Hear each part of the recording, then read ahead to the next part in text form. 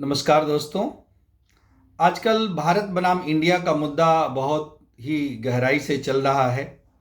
सन 1970 में एक फिल्म आई थी पूरब पश्चिम, जिसमें इंदिवर ने एक बहुत ही कर्णप्रिय गीत लिखा था, भारत का रहने वाला हूँ, भारत की बात सुनाता हूँ। 1970 में लिखा हुआ गीत 50 साल बाद भी आज भी उतना ही लोकप्रिय है। और यहाँ तक कि आज की पीढ़ी को शायद कम पता हो कि उस फिल्म में नायक की भूमिका निभाने वाले मनोज कुमार का नाम ही उसके बाद से भारत कुमार बन गया।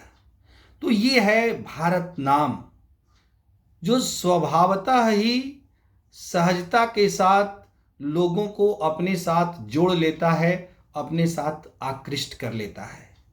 लेकिन दुर्भाग्यवश आज भारत और इंडिया के बीच एक बहस चल रही है।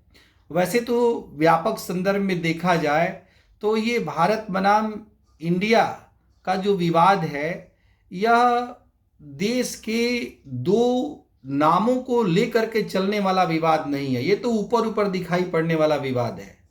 वास्तव में यह विवाद है भारत की मानसिकता रखने वाले लोग और इंडिया की मानसिकता रखने वाले लोगों के बीच का विवाद।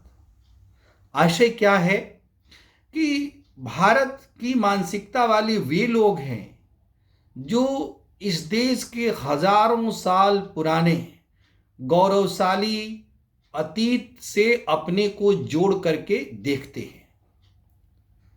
दूसरी ओर इंडिया की मानसिकता वाले वे लोग हैं जिनके लिए भारत एक नया देश है और एक ऐसा देश जो 15 अगस्त 1947 को स्थापित हुआ। और ऐसी ही सोच के लोग भारत राष्ट्र के पिता की संकल्पना भी विकसित करते हैं और उसे प्रतीकार्थ में न लेकर के वास्तविक अर्थों में ग्रहण करने लगते हैं।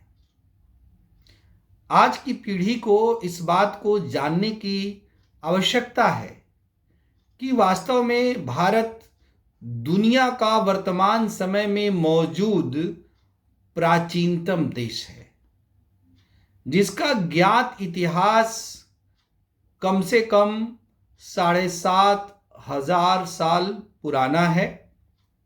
और यदि हम पौराणिक दृष्टि से देखें तो इसका इतिहास उससे भी पहले जाता है। दरअसल हमारी इतिहास की सीमा है, हमारे ज्ञान की सीमा है। उसकी वजह से हम अभी भी अपने अतीत का पूर्ण गहराई के साथ उसकी जड़ों और उसकी तहों तक जा कर के उसका अवलोकन नहीं कर पाए हैं। इसीलिए सतही ज्ञान रखने वाले, इतिहास का सतही ज्ञान रखने वाले लोग ये कहते हैं कि भारत इतना पुराना देश नहीं है। आप कल्पना कीजिए कि सिंधु घाटी सभ्यता और मोहनजोदड़ो की सभ्यता के बारे में जानकारी सन 1921 में सही मायने में हमें प्राप्त होती है। तो जो लोग सन 1921 के पहले मर चुके, तो वे लोग तो ये जाने बिना मर गए कि वास्तव में हमारा देश कितना प्राचीन है और उसके ऐतिहासिक और पुरातात्विक साक्ष्य कितनी गहराई से और प्रामाणिकता के साथ मौजूद थे। तो ये हमारी सीमा थी कि हम नहीं जान पाए। आगे की जो पीढ़ियां आई या आज की पीढ़ी है, नए नए वैज्ञानिक तौर तरीकों से C14 कार्बन डेटिंग से लेकर के तमाम नए नए ऐसे अत्याधुनिक साधन विकसित हुए हैं जिनके माध्यम से कि हम देश के अतीत को बहुत गहराई से जान सकते हैं। इसलिए ये देश को केवल इंडिया तक सीमित रखने की जो सोच है, वास्तव में भारत के हजारों साल पुराने गौरवशाली अतीत से भारत को काटने की सोच है।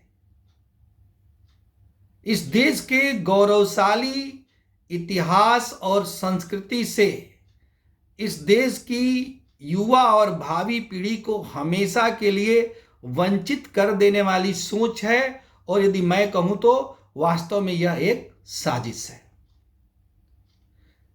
हम बिना किसी पूर्वाग्रह के यदि सम्यक दृष्टि से तथ्यपरक ढंग से विवेचन करें तो हम देखते हैं कि भारत शब्द कहां से आया और इंडिया शब्द कहां से आया।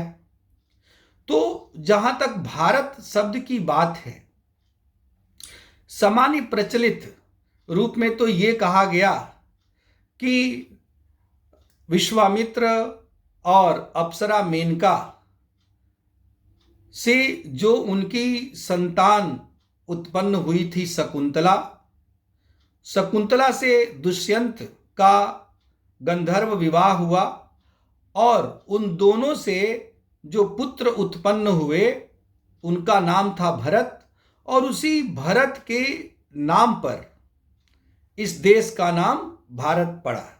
परंपरागत रूप से जो एनसीईआरटी की किताबें ज़्यादा प्रामाणिक मानी जाती हैं उनमें भी इस बात का उल्लेख है, या बचपन से हम लोग प्राथमिक विद्यालय में पढ़ते थे तो भी उसमें इस तरह का एक पाठ था और हम ये जानते आ रहे हैं। लेकिन ये जो दुष्यंत और शकुंतला का जो वर्णन है, इसको लोकप्रिय रूप में बनाने में महाकवि कालिदास का महत्वपूर्ण योगदान रहा, जिन्होंने कि अभिज्ञान शाकुंतलम नाटक में इसको बड़े ही रोचक ढंग से प्रस्तुत किया और इसे लोकप्रिय बनाया। लेकिन स्वयं कालिदास ने इसको महाभारत के आदि पर्व से ग्रहण किया है। अब यदि हम महाभारत ग्रंथ को देखते हैं तो महाभारत ग्रंथ के नाम में ही भारत शब्द लगा हुआ है। यहां पर हम बताते चले कि महाभारत का जो मूल नाम था वह था जय संहिता, अर्थात जय या विजय की गाथा। आगे चल करके उसका नाम महाभारत पड़ा। इसका कारण ये था कि उस समय जो ये लड़ाई हुई, उस लड़ाई में जो दो पक्ष थे कौरव और पांडव, उस समय संपूर्ण आर्यावर्त या वो संपूर्ण क्षेत्र भारत की सभी राजा या तो कौरवों के पक्ष में या पांडवों के पक्ष में आ गए थे। इसलिए उस युद्ध में संपूर्ण भारतवर्ष शामिल था, इसीलिए वह महाभारत कहलाया।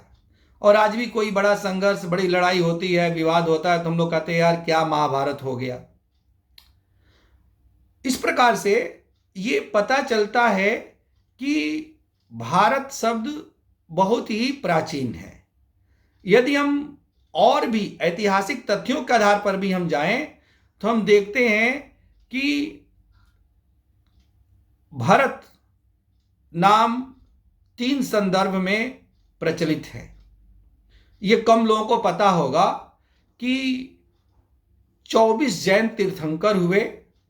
उनमें से जो पहले जैन तीर्थंकर थे ऋषभदेव, ऋषभदेव के एक पुत्र थे जिनका नाम था भरत, जो कि बहुत पराक्रमी राजा थे, और उनका जो राज्य था वो भरत का राज्य कहलाया। और ये कहा जाता है कि वह संपूर्ण भारत के हिमालय से लेकर के और कन्याकुमारी के क्षेत्र तक विस्तृत था, और इसलिए आगे चल करके उनके राज्य को भारत कहा गया। दूसरी ओर भरत नाम राजा दशरथ के पुत्र और राम के भाई भरत का भी है, और भरत ने राम के प्रतिनिधि के रूप में उस समय भारत पर, राम के राज्य पर शासन किया था। हालांकि ये सर्वविदित है कि वो अयोध्या के राजा थे, इसलिए ये तो नहीं कहा जा सकता कि संपूर्ण भारतवर्ष उसमें समाहित था। तीसरा जो भरत नाम है ये कहा जाता है कि सिंधु घाटी सभ्यता से भी पहले के काल में एक युद्ध हुआ था, जिसका कि ऋग्वेद में भी उल्लेख है, दशराग्य युद्ध। उस दशराग्य युद्ध में बहुत से राजाओं के समूह, 10 राजाओं का समूह एक ओर था। राजाओं के इन समूहों को जन कहा जाता था। तो एक और एक जन था जिसका नाम ही था भरत जन, और दूसरी ओर 10 राजाओं का समूह था। तो भरत जन के राजा थे सुदास, और इनके जो गुरु थे या पुरोहित थे वो थे वशिष्ठ। और दूसरी ओर 10 राजाओं का जो समूह था, उनके जो पुरोहित थे वो थे विश्वामित्र, और उनके बीच ये संघर्ष हुआ था। और उसी भरत जन के राजा सुदास की उस दशराग युद्ध में विजय हुई, और ये जो कुरु, पुरु, तुर्वस, यदु ऐसे करके जो अन्य जन थे, आगे चल करके सब उनके अधिकार क्षेत्र में आ गए। तो इससे ये पता चलता है कि भरत या भारत नाम अत्यंत प्राचीन है। अब हम ये देखते हैं कि ये जो नाम है वह हमारी संस्कृति से, हमारी सभ्यता से जुड़ा हुआ है। दूसरी ओर यदि हम इंडिया नाम को देखें तो भूलवश कई लोग कहते हैं कि ये इंडिया नाम अंग्रेजों का दिया हुआ है, लेकिन वास्तव में अंग्रेजों का दिया हुआ नाम नहीं है। भारत में प्राचीनतम साम्राज्य स्थापित करने वाले मौर्य वंश के शासक चंद्रगुप्त मौर्य के समय में यूनान का एक यात्री मेगास्थनीज आया हुआ था, और उसने अपना जो यात्रा विवरण लिखा उसका नाम था इंडिका। तो इससे यह पता चलता है कि ये इंडिया या इंडिका जो भारत के बारे में है, उन लोगों ने ये नाम यूनानियों ने दिया था। आगे चल करके जब यूनानियों के माध्यम से ही यूरोप के अन्य लोग, जिसमें अंग्रेज भी शामिल थे, उन्होंने भारत के बारे में जाना और इसलिए उसे इंडिया कहना प्रारंभ किया। अब ये इंडिका या इंडिया जो नाम आया, इसके पीछे कारण क्या है कि सिंधु नदी का क्षेत्र था। सिंधु नदी के आसपास में जो वर्तमान भारतीय सभ्यता संस्कृति है, इसका जो मूल उत्स है वो सिंधु नदी और उसकी सहायक नदियों के क्षेत्र में हुआ, जिसको सप्त सैंधव क्षेत्र कहते हैं। तो जब उधर से लोग या विदेशी आते थे तो सबसे पहले उन्हें सिंधु नदी मिलती थी, तो इसलिए उस क्षेत्र को उन्होंने इंडस कहा, क्योंकि सिंधु का प्रोनाउंसिएशन वो नहीं कर पाते थे, तो इंड या इंडस कहा। आज भी अंग्रेजी में हम सिंधु नदी को इंडस रिवर बोलते भी हैं। तो इंडस और उसी इंडस से इंडिका और फिर इंडिया शब्द विकसित हुआ। तो एक बात तो निर्विवाद रूप से है कि जो इंडिया नाम है यह भारतीय नाम नहीं है, किसी भारतीय के द्वारा दिया गया नहीं है, या भारतीय सभ्यता संस्कृति से जुड़ा हुआ नाम नहीं है। निश्चित रूप से यह विदेशियों के द्वारा किया गया नामकरण है, चाहे वो कितना भी पुराना हो। और दूसरी बात यह कि भारत नाम इससे और कई सौ या हजारों साल पुराना है। पुरातात्विक साक्ष्यों से यह प्रमाणित होता है कि जो महाभारत की लड़ाई हुई थी वह ईसा पूर्व में लगभग 2500 साल पहले हुई थी, और उस 2500 साल पहले से भी और 2500 साल पहले, मतलब ईसवी सन के प्रारंभ होने के लगभग 5000 साल पहले दशराग्य युद्ध हुआ था, जिसमें भरत जन के राजा सुदास विजयी हुए थे। तो इस प्रकार से भरत जन और भरत शब्द का जो इतिहास है वह 5000 ईसा पूर्व पहले से है। और उस समय जो अन्य सभ्यताएं थी उसमें केवल एक मेसोपोटामिया और सुमेरिया की सभ्यता थी और मिस्र की सभ्यता, वो सब उस रूप में अपने मूल रूप में लुप्त गई, उनका नामो निशान ही मिट गया है। लेकिन भारत अभी भी अपने उस रूप को सहेज करके बनाए रखा है। यदि आज के हिसाब से देखा जाए तो फिर 5000 बीसी पहले का और आज 2023, इसलिए निश्चित रूप से 7000 साल पुराना नाम है भारत।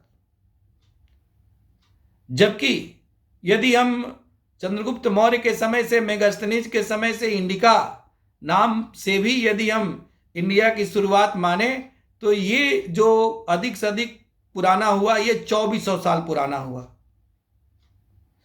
तो यदि आप इंडिया नाम का इतना अधिक समर्थन करते हैं या इससे इतना अधिक लगाव रखते हैं तो अपने हाथों से ही अपने देश के 4000 साल के और पुराने इतिहास से कट जाते हैं।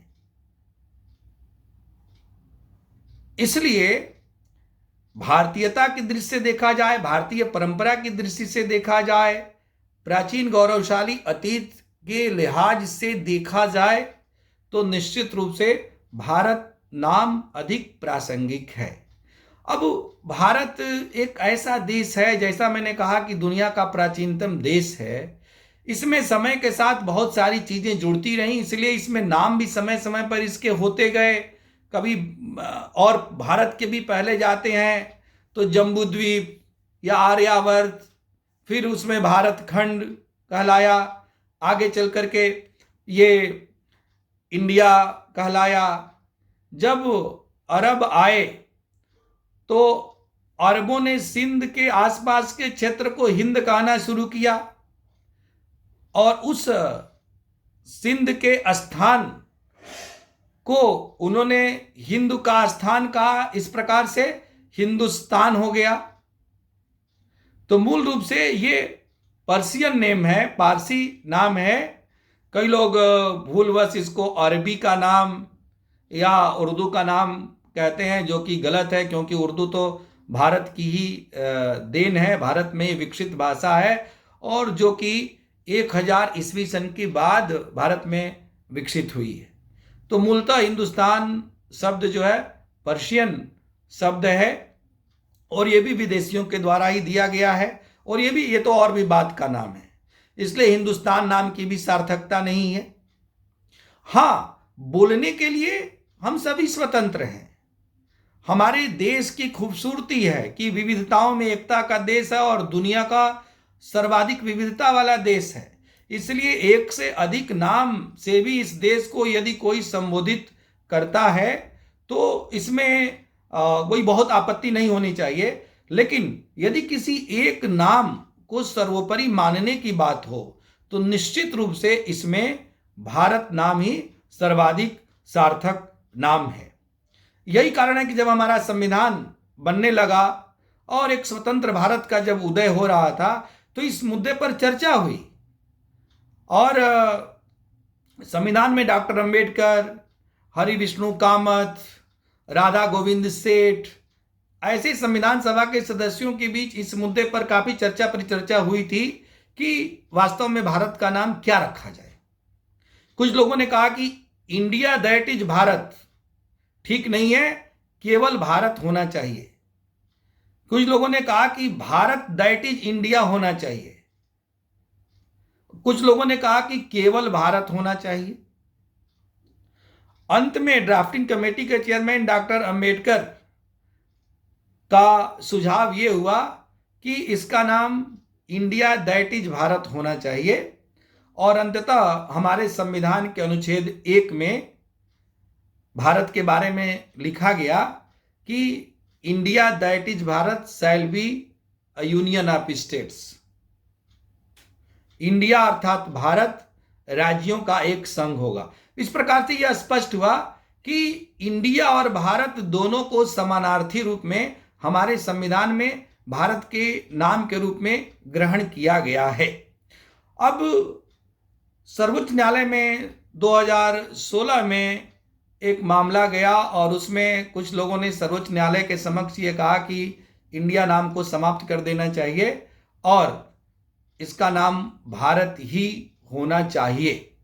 सर्वोच्च न्यायालय ने उस समय कहा कि इस संबंध में कोई बदलाव करने की आवश्यकता नहीं है, संविधान में दोनों ही नाम है और अपनी स्वेच्छा से कोई देश को भारत कहना चाहे तो भारत कह सकता है, कोई इंडिया कहना चाहे तो इंडिया कह सकता है। अब ऐसे में खुद हमारे सर्वोच्च न्यायालय की ये राय है, खुद हमारे संविधान में ये बात है कि हम दोनों ही नामों का इस्तेमाल कर सकते हैं। तो यदि हाल में ये विवाद उभरा, आरएसएस के प्रमुख मोहन भागवत ने असम में अपने एक भाषण के दौरान कहा कि इस देश के लिए इंडिया की जगह पर अधिक से अधिक भारत नाम का प्रयोग करना चाहिए। और G20 के अंतर्गत अतिथियों को जो निमंत्रण पत्र प्रेषित किए गए भारत के राष्ट्रपति की ओर से, तो उस पर भी प्रेसिडेंट ऑफ भारत लिखा गया। या हाल ही में प्रधानमंत्री जब इंडोनेशिया की यात्रा पर गए तो वहाँ उसके संबंध में एक जो बुकलेट प्रकाशित की गई तो उस पर भी लिखा गया कि प्राइम मिनिस्टर ऑफ भारत। तो इसमें गलत क्या है? अनावश्यक रूप से कुछ लोग इसको विवाद बना रहे हैं कि ये देश का नाम बदला जा रहा है और सरकार इंडिया गठबंधन, इंडिया अलायंस से डर करके इंडिया नाम कोई खत्म करने जा रही है। मैं नहीं समझता कि इस तरह की कोई बात करना तार्किक है या उचित है, क्योंकि बदलने का सवाल कहां उठता है? दोनों ही नाम हमारे संविधान में हैं और यदि हमारे अंदर भारतीयता है तो निश्चित रूप से इन दोनों नामों में भारत के प्रति हमारी आत्मीयता, हमारा लगाव अधिक होना चाहिए। यदि पहले की सरकारों ने ऐसा नहीं किया तो क्या ऐसे कभी भी नहीं किया जाना चाहिए कि वर्तमान सरकार करे तो ये कहा जाए कि ये गलत है, ऐसा नहीं होना चाहिए, देश का नाम बदला जा रहा है।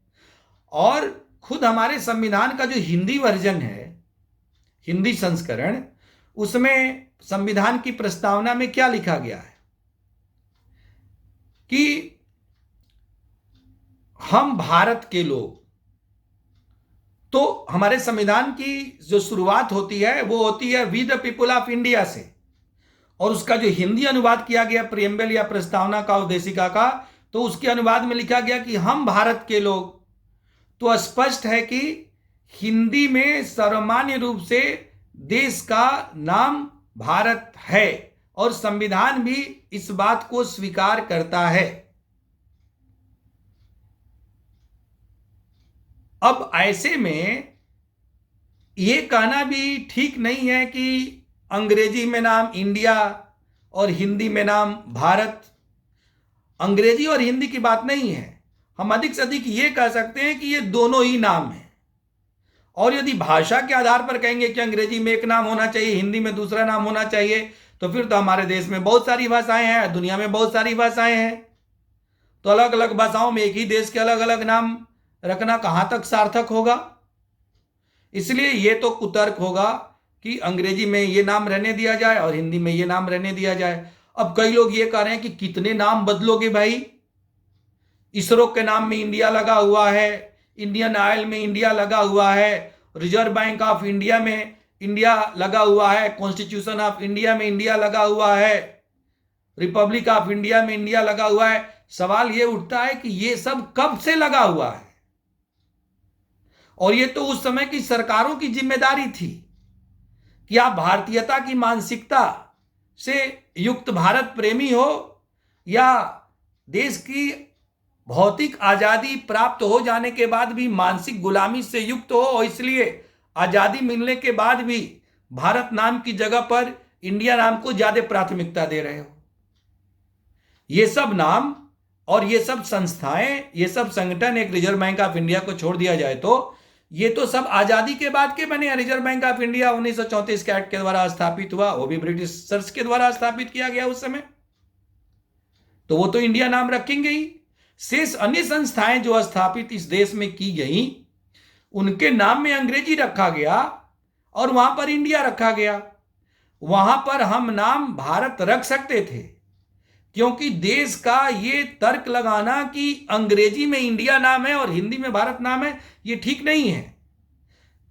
अधिक से अधिक हम दोनों नामों को स्वीकार कर दें तो हम ये कह सकते हैं कि दोनों ही नाम समान रूप से प्रचलित हैं। हिंदी में भी इनका इस्तेमाल कर सकते हैं, अंग्रेजी में भी हम भारत शब्द को कह सकते हैं।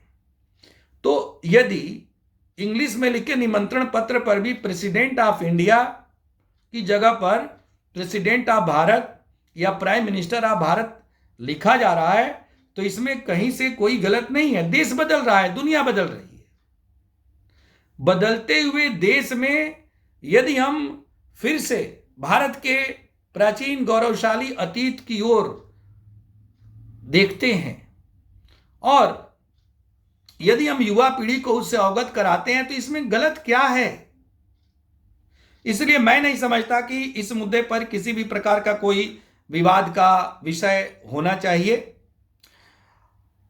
अब जो लोग विपक्ष में हैं, जिनको कि इस नाम पर आपत्ति हो रही है, उन लोगों से यही कहा जा सकता है कि आप सब भारत के हैं, आप सब भारतीय हैं। भारत की सभ्यता, संस्कृति, भारत की अस्मिता हमारी रगों में रची बसी है। ऐसे में निश्चित रूप से भारत और इंडिया दोनों नाम प्रचलित हैं, लेकिन दोनों नामों में से किसी एक नाम के प्रति अपने लगाव को प्रदर्शित करना होगा। तो यदि हम अपने आप को भारतीय मानते हैं, तो निश्चित रूप से भारत के प्रति ही, भारत नाम के प्रति ही हमारा समर्थन होना चाहिए। हाँ, वे लोग जो इस देश की जड़ों को उतना पुराना नहीं मानते, प्राचीन गौरवशाली अतीत से जोड़ करके इस देश को नहीं देखते, जिन लोगों के लिए इस देश की शुरुआत 15 अगस्त 1947 से होती है, या जो लोग इस देश के आक्रमणकारी और इस देश के गुलामी के इतिहास को भुला देना चाहते हैं और एक प्रकार का छद्म इतिहास देश की युवा पीढ़ी और भावी पीढ़ी के समक्ष प्रस्तुत करना चाहते हैं, और उसके माध्यम से कहीं ना कहीं विकृत इतिहास युवा पीढ़ी के समक्ष प्रस्तुत करना चाहते हैं, तो वे लोग तो निश्चित रूप से इंडिया नाम का ही समर्थन करेंगे और भारत नाम का विरोध करेंगे। निश्चित रूप से यह दुर्भाग्यपूर्ण है।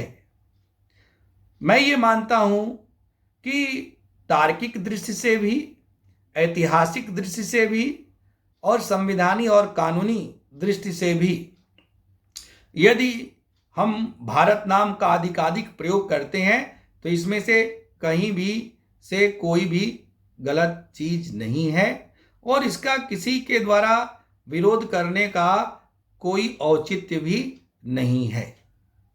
जिन लोगों में राष्ट्रीयता की भावना दिखावटी है, जो लोग इस राष्ट्र के इतिहास को 7000 साल पहले या उससे और पहले से जोड़ करके नहीं देखते हैं, जो लोग इस देश के इतिहास को महज कुछ 100 साल पहले से ही मानते हैं, उन लोगों को जरूर ये इंडिया नाम सार्थक प्रतीत होगा। कई लोगों को ये लगता है कि इससे हिंदुत्व की भावना जुड़ी हुई है। जब कभी भी प्राचीन गौरवशाली अतीत की बात आती है, तो स्वाभाविक रूप से बहुत सारे लोगों को यह डर सताने लगता है कि उन लोगों का क्या होगा जो लोग इस देश में बहुत बाद में आए, और ऐसे लोग इस देश के उतने प्राचीन समय के इतिहास से अपने को जोड़ करके नहीं देख पाते हैं। आज भी जब वो अपने जड़ों की तलाश करते हैं तो उन्हें भारत कम, और जहां से आए हैं, जिस जगह से आए हैं या जिस जगह से वो प्रेरित हैं, उस जगह के प्रति उनमें आत्मीयता अधिक है। इसलिए इंडिया एक विदेशी नाम उनको ज्यादा अच्छा लगेगा और 7,500 साल पुराना भारत स्वदेशी नाम उनको बुरा लगेगा। और तुष्टीकरण की राजनीति करने वाले राजनीतिक दल तुष्टीकरण में इस कदर अंधे हो गए हैं कि वह भी इस बात को भूलते जा रहे हैं कि अंततः वे इंडियन है या भारतीय हैं। आप सत्ता की राजनीति में इतना नीचे क्यों गिरोगे? हां, यहां पर हम सत्ता पक्ष से भी एक बात कहना चाहेंगे कि ये जो नाम बदलने की बात है, एक तो बदला नहीं जा रहा है। ये किसी को भी ये भ्रम नहीं होना चाहिए कि बदलने की कोई बात ही नहीं है ना इसमें, क्योंकि हमारे संविधान में अनुच्छेद 1 में और संविधान की प्रस्तावना में दोनों जगह भारत नाम है। तो ऐसी स्थिति में बदलने की तो कोई बात नहीं है। बात केवल इतना है कि हम इंडिया नाम की जगह पर भारत नाम का अधिक से अधिक प्रचलन करें। संविधान दोनों को समान रूप से मान्यता देता है, इसलिए भारत नाम के प्रयोग पर आपत्ति जताने का न तो कोई संवैधानिक औचित्य है और न ही कोई अन्य प्रकार का कोई आक्षेप किया जा सकता है। इसलिए बदलने जैसी तो कोई बात नहीं है। और सरकार की ओर से सरकार के एक मंत्री अनुराग ठाकुर ने एक बयान में यह स्पष्ट भी कर दिया है कि नाम को बदलने का सरकार का कोई इरादा नहीं है। तो इस आधार पर हम ये कह सकते हैं कि हम अपनी जड़ों की ओर लौट रहे हैं। खुद कोई भी देश जब अपने अतीत को भूल जाता है तो निश्चित रूप से उस देश के पतन की शुरुआत होती है। यहां तो हम कह रहे हैं कि हम भारत की जगह पर इंडिया कहेंगे। आप सोचो कि एक व्यक्ति अपने जब परिवार की बात आए तो हम क्या बतलाते हैं कि हमारे पिताजी का नाम ये है, हमारे दादाजी का नाम ये है, हमारे परदादा वो थे। एक पूरी लाइनेज हम बताते हैं और वहां से जोड़ करके हम अपने आप को देख करके गर्व महसूस करते हैं। तो यदि हम इस देश को अपना समझते हैं तो इस देश को भी हम उसके उस गौरवशाली अतीत तक ले जा करके उससे खुद को जोड़ करके क्यों न देखें? इसमें क्या आपत्ति हो सकती है? आपत्ति केवल उन लोगों को हो सकती है जो कि आज भी हृदय से स्वयं को इस देश का वासी नहीं मानते हैं और अपने एक हिडन एजेंडा पर काम कर रहे हैं और वोट बैंक की राजनीति के तहत इस देश के अधिकांश राजनीतिक दल उसी वोट बैंक की तुष्टीकरण में लगे हुए हैं, जिसको कि किसी भी दृष्टि से न्यायोचित नहीं कहा जा सकता। भारत है, भारत रहेगा। आप स्वतंत्र हैं, आप मत कहिए, आप कहिए इंडिया, लेकिन इस देश के 140 करोड़ लोगों के लिए या उसमें से अधिकांश लोगों के लिए यह भारत ही है। धन्यवाद। आप सबसे आग्रह है कि वीडियो को अधिक से अधिक लाइक करें और इसको सब्सक्राइब करें ताकि हम आप सबको अलग अलग विषयों पर निर्भीक विवेक के साथ नए नए वीडियो बना करके प्रस्तुत करते रहें। धन्यवाद।